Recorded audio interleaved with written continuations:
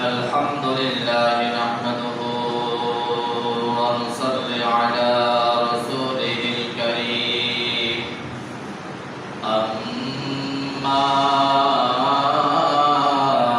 بعد فقد قال الله تعالى في كلامه المجيد وفرقانه الحميد أعوذ بالله من الشيطان الرجيم بسم الله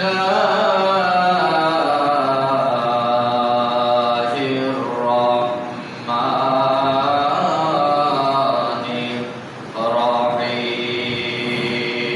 الرحيم فمن يرد الله أن يهديه يشرح صدره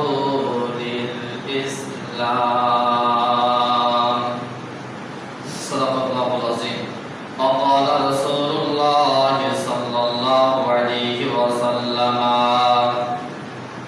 إن الله لا ينظر إلى صوركم وأموالكم ولكن ينظر إلى قلوبكم وأعمالكم متفق عليه أو كما قال عليه الصلاة والسلام وقال تعالى في شأن حبيبه مخبرا وآمرا إن الله وملائكته يصلون على النبي يا أيها الذين آمنوا صلوا عليه وسلموا تسليما درود إبراهيم পড়ি اللهم صل على محمد وعلى آل محمد كما صليت على إبراهيم وعلى آل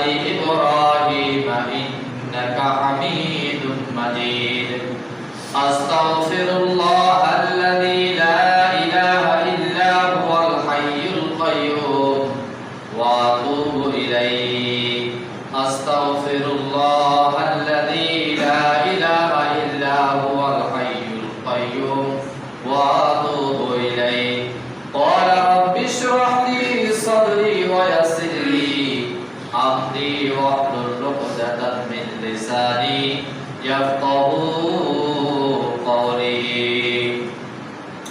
আলহামদুলিল্লাহ মহান আল্লাহ তাআলার দরবারে প্রথমে কালিমাতুশ শুকর আদায় করি আল্লাহ পাক রব্বুল আলামিন আমাকে আপনাদেরকে এই আবহাওয়ার মধ্য দিয়ে আমাকে আপনাকে কবুল করেছেন এজন্য অন্তর থেকে আমরা সকলে মহান মালিকের দরবারে শুকরিয়াটুকু ছেড়ে দেই সবাই পড়ে নেই আলহামদুলিল্লাহ আল্লাহ পাক রব্বুল আলামিনের নবী আমাদের নবী সাইয়্যিদুল মুরসালিন সাইয়্যিদুস সাহাবায়ে ইমামুল মুরসালিন রাহমাতুল লিল আলামিন যার জন্য तमाम পৃথিবীর মাখলুকাত পাগল 18000 মাখলুকাত পাগল সেই নবীর উম্মত আমরা এখান থেকে মদিনার ওই প্রান্তে হাজার হাজার কিলোমিটার দূরে যিনি শুয়ে আছেন আপনার আমার নবী সেই নবীর প্রতি শ্রদ্ধা ভাষণ জানিয়ে দরুদ ও সালাম টুকুন পাঠায় দেই আওয়াজ করে পড়ে দেই সাল্লাল্লাহু আলাইহি ওয়াসাল্লাম আল্লাহ পাক রব্বুল আলামিন ঘোষণা করে বলেন ইয়াউমাইদিন তুহাদ্দিসু আখবারাহা বিআন্না রাব্বাকা ওয়ালাহা হে পৃথিবীর মানুষ তোমরা নিশ্চয় জানো মানুষ যখন জায়গা চেঞ্জ করে তখন আল্লাহ পাক রব্বুল আলামিন ওই জিনিসটা ওই মানুষের ওই লোকটার ইজ্জত সম্মান বৃদ্ধি করে দেন সুবহানাল্লাহ আল্লাহ পাক রব্বুল আলামিন বলেন ফামা ইউরিদুল্লাহু আন ইয়াহদিয়াহু ইয়াশরাহ সাদরাহু লিল ইসলাম সদরুন শব্দের অর্থ হলো বক্ষ সদরুন শব্দের অর্থ কি সিনহা বক্ষ ফামা ইউরিদুল্লাহু আন ইয়াহদিয়াহু ইয়াশরাহ সাদরাহু লিল ইসলাম। আল্লাহ পাক রব্বুল আলামিন ঘোষণা করে বলেন, হে পৃথিবীর আমার বান্দারা, আমি আল্লাহ পাক রব্বুল আলামিন পূর্বে যত নবী পাঠাইছিলাম, পূর্বে যত ওলি গাউস কুতুব দুনিয়ার জমিনে পাঠাইছিলাম, সব কিছুই ছিল। কিন্তু আমার নবী যখন দুনিয়ায় আসলো, আমি যখন দিলাম, তারপর থেকে পূর্বের সমস্ত 103 খানা কিতাব সব রদ করে দিয়ে আল্লাহ পাক রব্বুল আলামিন একটি কিতাবকে ঈমান আনার জন্য আল্লাহ সুবহানাহু ওয়া তাআলা বলেছেন, এবং সাথে এটাও বলেছেন, হে পৃথিবীর মানুষ, তোমরা পাঠ্য শোনার চেষ্টা করো, আমি আল্লাহ পাক রব্বুল আলামিন ইসলামের যাবতীয় কিছু আমি আল্লাহ তোমাদের সিনার ভিতরে ডাউনলোড করাই দেব। আল্লাহ পাক নিজেই ঘোষণা করে বলেন, ফামাই ইউরিদিল্লাহু আন ইয়াহদিয়াহু ইয়াশরাহ সাদরাহু লিল ইসলাম। হে দুনিয়ার ভাইরা, হে বিভিন্ন গোত্রের লোকেরা, আল্লাহ পাক রব্বুল আলামিন বলেন, আমার নবী যখন দুনিয়ায় আসলো, সমস্ত কিতাবগুলি রদ হয়ে গেল।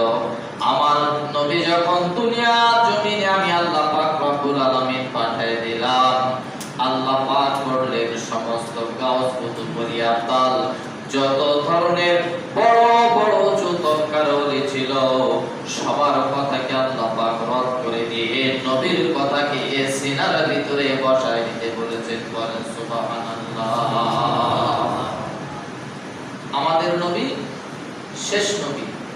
নবীজি আসার পরেও 34 জন নবী হওয়ার দাবি করেছিলেন। কতজন? 34 জন লোক দাবি করেছিলেন যে আমি নবী, আমি নবী।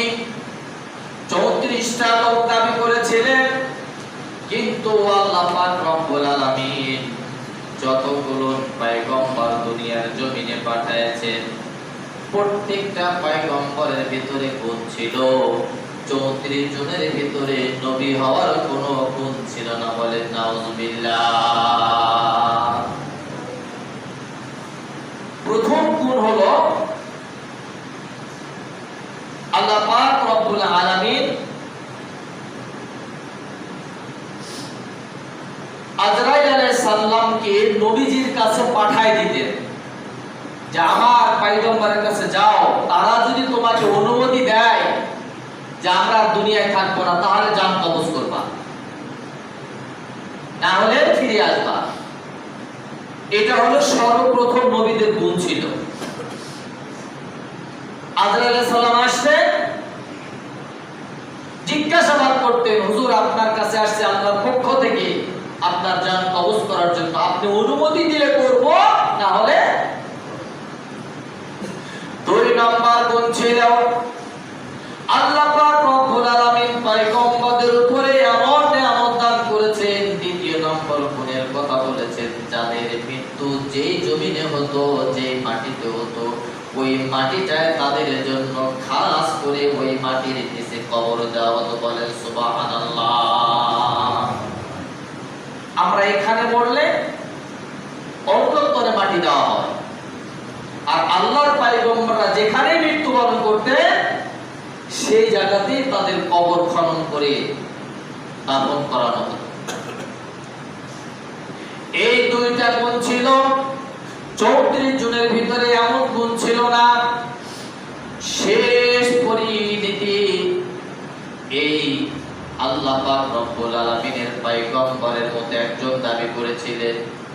আল্লাহ পাক রব্বুল আলামিন বলেন, এই কাজ্জাব হলো যখন নবী বলে দাবি করলো, কিন্তু এর মাঝে কোনো এরকম 1-2 গুণ কিছুই ছিল না।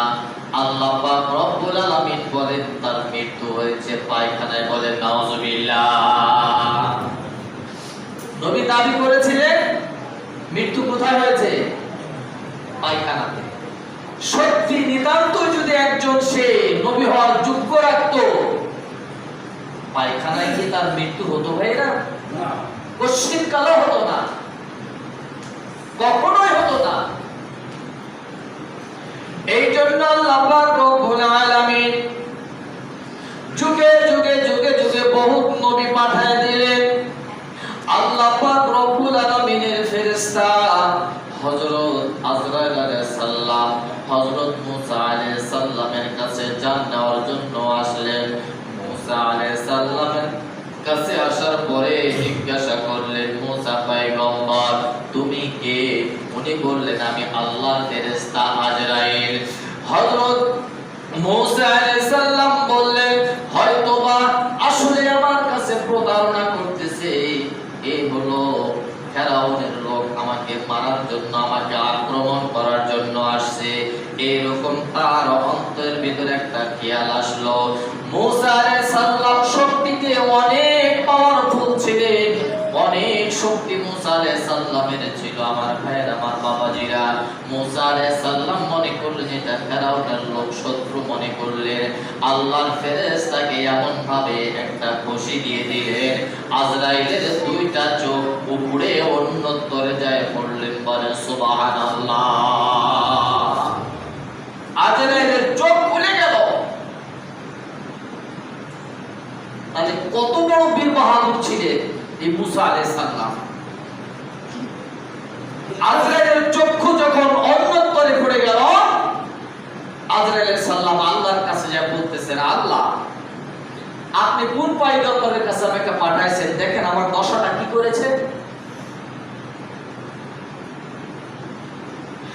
আল্লাহ পাক বললেন, আজরাইল আর দেরি নয়, আমার মুসার কাছে যাও।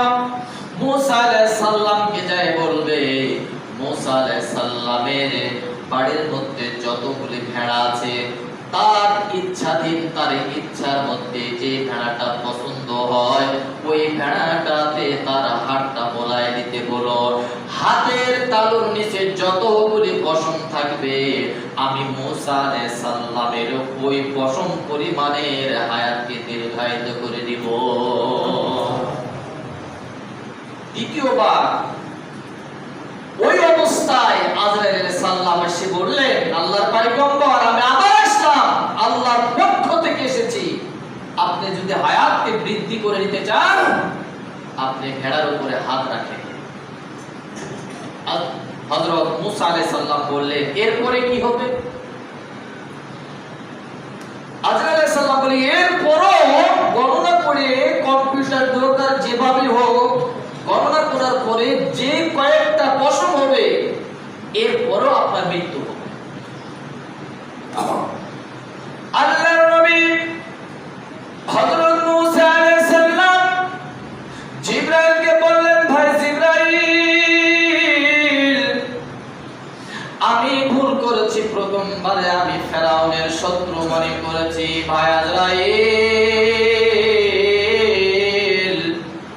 বেয়াদবি মাফ করবেন, আমি আর লম্বা সময় চাইতেছি না, আমি আর দীর্ঘ সময় আমার জন্য আর প্রযোজ্য নয়, আমি আর সময়কে নষ্ট করতে চাইতেছি না। ওগো আজরাইল আমার হাতটা আমি ভেড়ার মধ্যে রাখতে চাইতেছি না, আল্লাহর হুকুম যদি হয় আপনি আমার জানটা তাড়াতাড়ি নিয়ে নেন। বলে সুবহানাল্লাহ। আল্লাহর পয়গম্বরদের কাছে এরকম করে আজরাইল আলাইহিস সালাম আসতেন, আগে কথোপকথন করতেন, জান নিব কি নিব না। আল্লাহর পয়গম্বরের মতো কি আমাদেরও হবে? কি বলেন, এরকম কি আমাদের কাছে আজরাইল আসবে? আজরাইল আসবে কথা ঠিক, কিন্তু কখন আসবে? ফোন করে আসবে নাকি? ফোন করে আসবে? পশ্চিম কালেও নয়। আমার বন্ধুগণ, আমার ভাইরা, এই জন্য আল্লাহ পাক রব্বুল আলামিনের পয়গম্বরের কাছে আজরাইল আলাইহিস সালাম এসেছিলেন। আমার নবীজি বললেন, আজরাইল আমার উম্মতের জানটা তুমি কেমন করে কবজ করবা, আমাকে একটু বার টেস্ট করো, আমাকে একটু পরীক্ষা করো। আজরাইল বললেন, নবী গো আপনার উম্মতের জান কবজ করব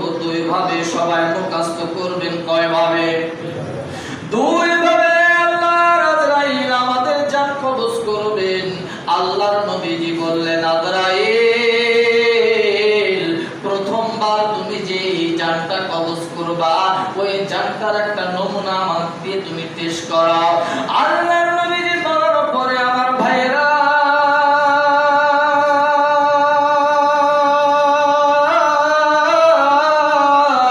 এই কথা বলার পরে আজরাইল সাল্লাম যে আকৃতি নিয়ে আসলেন, তার সুরত, তার চেহারা দেখে আল্লাহর নবীজি 5 ঘন্টা বেহুশ হয়ে থাকলেন। বলেন আলহামদুলিল্লাহ। কয় ঘন্টা? নবীজি বেহুশ হয়ে গেলেন। খাদিজা দৌড়ে আসলেন। এইদিকে আয়েশা আদরের স্ত্রী দৌড়ে আসার পরে নবীজির শরীরের মধ্যে হাত বোলায় দিলেন।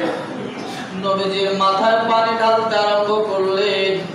আমার ভাইরা, আমার বাবাজিরা, আল্লাহর নবীজির যখন হুঁশ ফিরে আসলো, খাদিজা বারবার করে নবীজিকে বললেন, নবী গো, আপনি সুস্থ ছিলেন, হঠাৎ করে এমন ভাবে ক্লান্তি হয়ে কেন গেলেন? আল্লাহর নবীজি বললেন, খাদিজা, আয়েশারে ভালো করে কান দিয়ে শুনে নাও। আমি আজরাইলকে বললাম, আজরাইল প্রথমবার আমার উম্মতদের তুমি যে জানটা কবজ করবা, ওইটা একটা নমুনা মানতে টেস্ট করো। আজরাইল আমার জান কবজ করে নাই, শুধু তার সুরটা দেখে আয়েশা, খাদিজা, আমি তার আকৃতিটা দেখে আমি তৎক্ষণাৎ বেহুশ হয়ে গেলাম। বলেন আলহামদুলিল্লাহ। এখনো জান কবজ করে নাই, সুরত দেখে নবীজি বেহুশ হয়ে গেছে। আল্লাহর নবীজি জ্ঞান ফিরে পাওয়ার পর নবীজি যখন স্বাভাবিক হয়ে গেলেন, এমন অবস্থায় আজরাইলকে বললেন, আজরাইল, আল্লাহ পাক রব্বুল আলামিন হাসরের মাঠে 2 দল করবেন।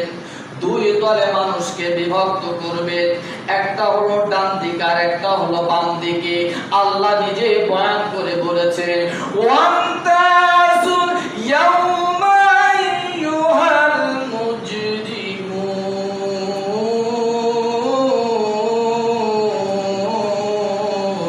আল্লাহ বলবে, বান্দারা, 2টা দলে তোমরা দলভুক্ত হয়ে যাও, একটা হলো ডানপন্থী আর একটা হলো বামপন্থী।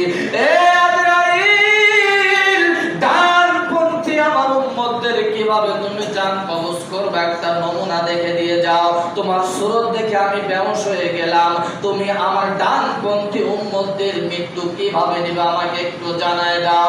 আজরাইল বললেন, নবী গো, নবজাত শিশু মায়ের কোলে যেমন ভাবে শুয়ে থাকে, বাচ্চা বুঝতে পারে না, হাইরে অটোমেটিক্যালি ও কিছুই বলতে পারে না। ভাইজান, পরিশেষে আর একটা কথা বলে নবীজিকে প্রমাণ করে দিয়েছে। নবীজি একটা ছোট্ট একটা পিঁপড়া যেমন ভাবে আপনার উম্মতদেরকে কামড়াইলে যে পরিমাণের কষ্ট হবে, একজন মুমিনের মৃত্যু ওই রকম হবু কষ্ট হবে। বলেন সুবহানাল্লাহ। পিঁপড়ার কষ্ট সহ্য করা যায় কি যায় না? এটা তো সহ্য করা কিন্তু একবারে অতি সহজ একটা সাবজেক্ট, কিন্তু বাজান, যদি আবার কাল্লাগ্নি সাপ যদি আবার সবল দেয়, ওই পিঁপড়ার চাইতে কষ্ট বেশি না কম? অনেক বেশি বাজান। নবীজিকে উদাহরণ দিলেন, একটা পিঁপড়িকে কামড় দিলে যে পরিমাণের কষ্ট হবে, অনুরূপ এমন কষ্ট আপনার ডানপন্থী উম্মতদের মৃত্যুর সময় কষ্ট হবে। আল্লাহর নবীজি বললেন, আজরাইল, এটা তো আমি বুঝলাম আমার উম্মতদের কষ্ট সামান্য হবে, যারা ডানপন্থী লোক, তাদের কষ্টটা একটু কম হবে। ও আজরাইল, বামপন্থী লোকের কেমন ভাবে তুমি মৃত্যু নিবা? আজরাইল বললেন, নবীজি, আপনাকে এটা বলতে চাচ্ছি না। আজরাইল, আপনাকে নবীজি বললেন, আজরাইল বলো বলো, কেন তুমি বলতে চাও না? আজরাইল বললেন, নবী গো, আপনাকে যদি এই বর্ণনা করে আমি আপনাকে দেই বা শোনায়, তাহলে আপনি অনেক বড় দুঃখ পাবেন, কষ্ট পাবেন। আল্লাহর নবীজি বললেন, আজরাইল, এতে কোনো কষ্ট পাবার কোনো যায় আসে না। আল্লাহ পাক রব্বুল আলামিন বলেছেন, আমি জিন এবং মানুষকে সৃষ্টি করেছি জাহান্নামে পোড়ানোর জন্য। বলে সুবহানাল্লাহ। জিন এবং ইনসানকে সৃষ্টি করেছি বলেছেন ইবাদত করার জন্য, কিন্তু আরেক জায়গায় আছে জিন এবং ইনসান আমার জাহান্নামের খড়ি হবে। কি হবে? আল্লাহ কি এত ঠেকা পড়ে গেছে যে একটা দা, একটা কুড়াল, একটা হাসা নিয়ে বনে যায় কাঠ কেটে কেটে অনেকগুলি কাঠ সংগ্রহ করে জাহান্নামের আগুন জ্বালাইতে হবে? আল্লাহ কি এত একবারে প্রয়োজন পড়ে গেছে? কশিনকালও না। আল্লাহ কখনোই যাবেন না সেই বন জঙ্গলে কাঠ খড়ি সংগ্রহ করার জন্য। আল্লাহ পাক রব্বুল আলামিন বলছেন, মানুষ যদি না যায়, মানুষ যদি জাহান্নামের দিকে না যায়, আমি মাইন্ডও করব না, এলাও করব না, ক্যাম্পাসও করব না। তবে আমার একটা কেমিক্যাল আছে। কি আছে আল্লাহ? কেমিক্যাল আছে। কি কেমিক্যাল? একটা উদাহরণ দিই। এই শীতকালে যখন মাঝে মাঝে বিভিন্ন জায়গায় বিভিন্ন চত্বরে যখন আপনারা আগুন ধরে শরীরটাকে তাপ দেন, সন্ধ্যাবেলায় হোক আর এসার পরে হোক, যখন আগুন জ্বালান, তখন ওই এলাকার যত পোকা আছে আপনারা কি মাইকিং করে আগুন জ্বালান? আগুন ধরার সাথে সাথে পোকারা যখন দেখে যে আগুনের মানে এই জল প্রজ্বলিত হচ্ছে, উপরের দিকে যাচ্ছে, তখন ওই সব পোকাগুলি যারা দূর দূরান্ত থেকে আছে আস্তে আস্তে করে আসে আর তারা আশ্রয় নেওয়ার জন্য আগুনে পড়ে। যখনই পড়ে তখনই কি হয়ে যায়? শেষ হয়ে যায়, মারা যায়। তো পোকারা কখনোই চিন্তা করে না যে আমরা এখানে গেলে মারা যাব, কিন্তু পোকারা আসে, উড়ে আসে আর পড়ে, উড়ে আসে আর পড়ে। মাঝে মাঝে বাল্বের নিচে সকালবেলা দেখা যায় অনেক পোকা পড়ে পড়ে আছে, এরকম দেখা যায় না? তারা মনে করেছে যে এই আলোর কাছে গেলে আমরা আশ্রয় পাবো, কিন্তু তা নয় বাজার। আমার বাবাজিরা, আল্লাহ পাক যেমন ভাবে ওই পোকাকে জ্ঞান দিয়েছেন, তুমি পোকা ওই আগুনে যাও, গেলে তুমি আশ্রয় পাইবে, কিন্তু বাজার পোকা আসার পরে তারা ধাঁধা করে জ্বলিয়ে পুড়ে সারকার হয়ে যায়। আল্লাহ পাক রব্বুল আলামিনের বান্দা বান্দিরা, আল্লাহ এমন একটা কেমিক্যাল সেবন করবে, ওই বামপন্থী বান্দা বান্দিরা মনে করবে ওই রাস্তায় গেলে আমরা আশ্রয় পাবো, নিরাপদ থাকবো। আল্লাহ পাক যখন এমন একটা জ্ঞান তাদেরকে দান করবে, আজরাইল তখন বললেন, নবীজি ওই বামপন্থী উম্মতিদের এমন ভাবে মৃত্যু নেব, এমন ভাবে জানটা কবজ করব, একটা জ্বলন্ত মানুষ, জিন্দা মানুষের চামড়া খসাইতে, চামড়া সরতে যে পরিমাণের ওই মানুষটার কষ্ট হবে, ঠিক অনুরূপ একটা বেঈমানের অর্থাৎ বামপন্থী উম্মতিদের আমি জান কবজ করব। বলেন নাউজুবিল্লাহ। একটা জিন্দা মানুষ চামড়া খসান, কষ্ট হবে না ভাই? কি বলেন, কষ্ট হবে না? কষ্ট হবে। আবার নবীজি বলেছেন, আল্লাহ পাক নিজেই ঘোষণা করেছেন, ও আমার উম্মত, নবীজির উম্মত, আমার বান্দারা ভালো করে শুনে নাও, ওই বেঈমান বামপন্থীদের কষ্টটা কিরকম ভাবে হবে। ভাইজান উদাহরণ দিয়েছেন তাফসীর কারকেরা, উদাহরণ দিয়েছেন একটা সূচ। আচ্ছা বলেন তো সূচের কতটুকু ছিদ্র থাকে একটা সুতা প্রবেশ করার জন্য? সামান্য না? আল্লাহ পাক বলেন, আমার বান্দারা 103 খানা কিতাবে দুনিয়ার জমিনে পাঠাইছিলাম। নবীজির কোরআন আসার পর সবগুলা রদ হয়ে গেল, সবগুলি ডাস্টবিনে ফেলে দেওয়া হলো, সবগুলি বাতিল করা হলো, কোরআনটাকে পাওয়ারফুল করে দেওয়া হলো। বলেন সুবহানাল্লাহ। এই কোরআনের উপর যাহা কিছু আছে মেনে নিতে হবে, আর মেনে যদি না নেন আমার ভাইয়ের, আমার বাবাজিরা, বামপন্থী যদি হন, মেনে যদি না নেন, নবীজির আদর্শগুলি যদি মেনে না নেন, আল্লাহর হুকুমগুলি যদি মেনে না নেন, আপনি যদি বামপন্থী হয়ে যান, তার মানে বাদান আমার ভাইয়ের, আমার বাবাজিরা, আমার বন্ধুরা, মুসলমানের জন্য একদিনই মনে হয় জুমার নামাজ ফরজ। সুবহানাল্লাহ বলবেন? একদিনই ফরজ। না প্রত্যেকদিন ফরজ আছে? সুবহানাল্লাহ বলেছি। ও হুজুর কমা বলছেন এই জন্য বলছেন, তাই না? যাই হোক, এখন কথা যদি বলেই ফেলি, হয়তো বা যদি বলি যে স্ত্রী মারার সময় সুবহানাল্লাহ বলতে হবে, তাহলে তো বলেই ফেলতেন, তাই না? আমার বন্ধুগণ, আল্লাহ নবীজি বলেন, আমি আল্লাহর পক্ষ থেকে শুনেছি কোরআনের মধ্যে জ্বলন্ত তার প্রমাণ চলে আসছে। আমার ভাইয়ের, আমার বাবাজিরা, ও বন্ধু, বলা হয়েছে একজন বেঈমানের আল্লাহর নবীজির কথা যারা শুনবে না, আল্লাহর কথা যারা শুনবে না, একজন বেঈমানের হায়রে জান কবজ করা হবে কি পরিমাণের কষ্ট দিয়ে। বলা হয়েছে একটা সুসের ছিদ্র দিয়ে একটা জ্বলন্ত একটা উট পার করা হবে। কি করা হবে? একটা সুসের ছিদ্র দিয়ে একটা জ্বলন্ত উট পার করা হবে। উটটার কষ্ট কম হবে না বেশি হবে? এ বন্ধু, কোনোভাবে কষ্টের কালে ছোট্ট একটা ছিদ্র দিয়ে উট পার হইতে পারবে না, এরপরও পার করার জন্য চেষ্টা করা হবে। ভাইজান, কি পরিমাণের কষ্টটা হবে এবার আপনারা চিন্তা করেন। এবার বলেন, নবীজির আদর্শ মেনে নেবেন না রদ করে দিবেন? সবাই বলেন মেনে নেবেন না বাদ দিবেন? সবাই বলেন মেনে নেবেন না বাদ দিবেন? নবীজি এতবার কেন ঊর্ধ্ব আকাশে গেলেন? 50 ওয়াক্ত নামাজ সব বাদ দিয়ে 45 ওয়াক্ত ক্লোজ করে দিয়ে কয় ওয়াক্ত ফরজ করলেন? এই 5 ওয়াক্ত ঠিক মতো পড়ি কি পড়ি না? অনেক ভাই আছি বাবাজি পড়ি না, তার মানে নবীজির আদর্শ মানলাম না। ভাইজান, নবীজির আদর্শের ভিতরে আরো কিছু আদর্শ আছে, আমি ওই দিকে যাচ্ছি না। এই 5 ওয়াক্তটার দিকে আপনারা ফলো করেন, তাহলে আপনারা রেজাল্ট পেয়ে যাবেন।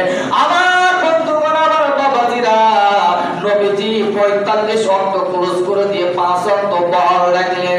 এরকম ভাবে ভাইজান, আমার বন্ধুগণ, আমার বাবাজিরা রে, আল্লাহ পাক বললেন আমার নবীজির আদর্শ যদি জীবনের তোমার জিন্দেগির ভিতরে ফিটিং না হয়, আল্লাহ পাক রব্বুল আলামিন বললেন ওই বান্দা বান্দির জন্য আমার আরশে মহল্লার দরজা বন্ধ থাকবে। বলেন নাউজুবিল্লাহ। আকাশের দরজা বন্ধ করা হবে ওই বান্দা বান্দির জন্য। তার মানে নবীজির আদর্শ জীবনের ভিতরে ফিটিং করে নিতে পারলো না। ভাইজান, ছেলে মেয়ের ভিতরে আসলো না, আমার ভাইরা স্ত্রীর ভিতরে আসলো না, নিজের ভিতরে আসলো না। এরকম যখন মানুষগুলি যখন নবী বিমুখ হয়ে যাবে, আল্লাহ পাক বলেন ওই বান্দা বান্দির জন্য আমার আরশে মহল্লার দরজা বন্ধ করা হবে। বলে নাউজুবিল্লাহ। নামাজ পড়বে আমার আরশের দরজা খোলা হবে না, রোজা করবে আমার আরশের দরজা খোলা হবে না, নেক আমল করবে আমার আরশের দরজা খোলা হবে না, ফকিরকে মিসকিনদেরকে খাওয়াবে আমার আরশের দরজা খোলা হবে না। আল্লাহ পাক বলেন আমার আরশের দরজা বন্ধ করে দিব। কেননা তারা দুনিয়াতে থাকার পরেও আমি যদি 103 খানা কিতাবকে বহাল করে দিতাম, আমার বান্দারা ওগুলো কিতাব অধ্যয়ন করতে অনেক কষ্ট হয়ে যেত, নিয়ম কানুনগুলি জীবনে সেটিং ফিটিং করতে অনেক তাদের অসুবিধা হয়ে যেত। সব কিছু বান্দার জন্য বাদ দিয়ে দিলাম। বান্দা, তুমি একটা কিতাব নিয়ে নাড়াচাড়া করো। অন্যান্য নবীগুলি বাদ দিয়ে দিলাম, একটা নবী রহমতের নবী দিয়ে দিলাম। এই নবীটাকে তোমরা তোমাদের উকিল হিসাবে তোমরা গ্রহণ করে নাও। কেন ওই উকিল হিসাবে গ্রহণ করে নিব না? তিনি আমাদের হাসরের মাঠে ওকালতি করবেন। বলো সুবহানাল্লাহ।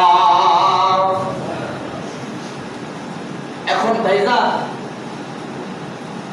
সবই তো ঠিক আছে, নবীজি গান শুনতে গিয়েছেন, সেখানে আল্লাহ পাক এমন ঘুম দিয়েছিলেন। হালিমাতুস সাদিয়া তার বাড়িতে যখন লালিত পালিত হয়, তার দুধ ভাইয়ের সঙ্গে বকরি চড়াইতে গিয়েছিলেন। সেখানে যায় সন্ধ্যা হয়ে গেল, সব বালকেরা পরামর্শ করলো আজকে সামনের গ্রামে গানের মজমা হবে, বাড়িতে আর যাবো না, সন্ধ্যা হয়ে গেছে, আমরা সেখানে সারা রাত কেটে দিব। আল্লাহ পাক রব্বুল আলামিন আমার নবীকে এমন একটা ঘুম দিয়েছিলেন, এক ঘুমে সুবে সাদেক হয়ে গেছে। বলো সুবহানাল্লাহ। ঘুম থেকে জাগ্রত হয়ে দেখে যে সকাল হয়ে গেছে, একটা গানের ঢোলের আওয়াজও নবীজির কানে আসে নাই। সুবহানাল্লাহ বলে। নবীজির জিন্দেগির ভিতরে কোনো গুনাহ ছিল না, নিষ্পাপ একজন নবী, এরপরও আল্লাহ পাক রব্বুল আলামিন আমাদের প্রতি দয়া করেছেন কি করেন নাই বলেন? আমাদের প্রতি অনেক দয়া করেছেন। আল্লাহ পাক আমাদেরকে শেষ নবীর উম্মত করেছেন। এজন্য আমাদের একটা বড় প্লাস পয়েন্ট।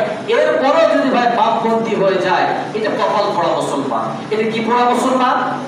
এটা কপাল পড়া মুসলমান। এই জাতির কপালে কোনোদিন হেদায়েত আসবে না, এই জাতির কপালে কোনোদিন নূর আসবে না। এই জাতির কপালে এই কোরআন যে একটা নিয়ামত, একটা শেফা, একটা আল্লাহ পাক রব্বুল আলামিন বলছে একটা ঔষধ, ওই জাতির জন্য এই কোরআন তার জন্য কল্যাণ হবে না, তার জন্য সারা জীবন অকল্যাণ পরিশেষে পাপপন্থী হয়ে তাকে মৃত্যুবরণ করতে পারে। নাউজুবিল্লাহ। আবু জেহেলের উত্তরসূরি আছে না নাই? উতবার উত্তরসূরি আছে না নাই? মুগীরার উত্তরসূরি আছে না নাই? নিশ্চয়ই আছে। আল্লাহ পাক রব্বুল আলামিন আর আবু জেহেল, উতবা, সাইবা, মুগীরার উত্তরসূরি না হয়ে নবীজির আদর্শগুলো আমরা জীবনের ভিতরে ফিটিং করে নেই। কি আদর্শ আপনাদেরকে বললে নিশ্চয় আপনারা বুঝতে পারবেন। নামাজটা একটা আদর্শ, নবীজির কোরআন তেলাওয়াত একটা আদর্শ, নবীজি বাড়িতে কিভাবে পরিচালনা করেছেন, রক্ষণাবেক্ষণ করেছেন, এগুলো তদারকি করতে হবে। করে আস্তে আস্তে আস্তে আস্তে করে আমার ভাইয়েরা, আমার বন্ধুরা, আমার বাবাজিরা ভালো মাঠে ফুটবল খেলাইতে হবে। ছোট ছোট স্টেডিয়াম মাঠে আগে খেলেন, খেলার পর যখন পাকা হয়ে যাবে তখন বড় বড় মাঠে আপনাকে নিয়ে যাওয়া হবে হায়ারিং করে। এইরকম ভাবেই তো প্লেয়াররা উপরে উঠছে, কি বলেন?